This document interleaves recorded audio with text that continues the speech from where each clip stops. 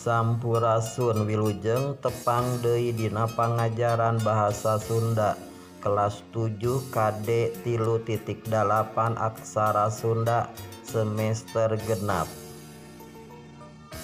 Aksara Sunda teh dibagi opat, kahiji aksara suara, dua aksara ngalagenna, katilu vokalisasi atawa rarangken, kaopat angka.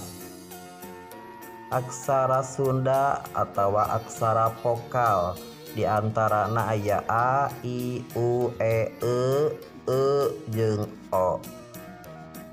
Nu kadua aksara ngalagenna atawa sok disebut aksara konsonan anu dibacana aya ka saperti kitu ka, ha, pa, fa, naga, nga, cawala, ra, sa, aksaya, tamam, tamadaja, banyaja.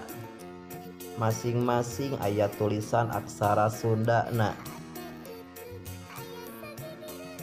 Katilu rarangken atawa vokalisasi aya 17, kahiji paneleng, panolong, panghulu, panyuku, pameupet, paneuleng. Masing-masing aya pananda sora jeung contona. Nu katujuh pamae, panyeceuk, panglayar, pangwisad, panyakra, panyiku, pamingkal. Masing-masing aya pananda sora jeung contohna.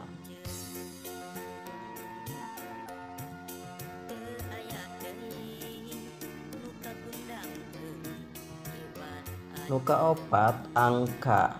Angka oge aya aksara Sunda nya tina 0, 1, 2, 3, 4, 5, 6, 7, 8, 9. Pancen atawa tugas, tuliskeun patalekan di handap ieu. Hiji, sebutkeun 4 jenis aksara Sunda.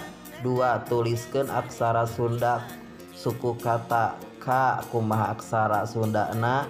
Ga, nga. 3, tuliskeun vokalisasi aksara Sunda paneuleng jeung panolong. 4, tuliskeun angka 1, 2, 3 kana aksara Sunda angka.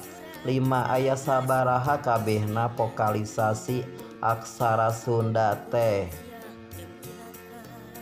Jawabanna kirim lewat GCR. Hatur nuhun, sampurasun.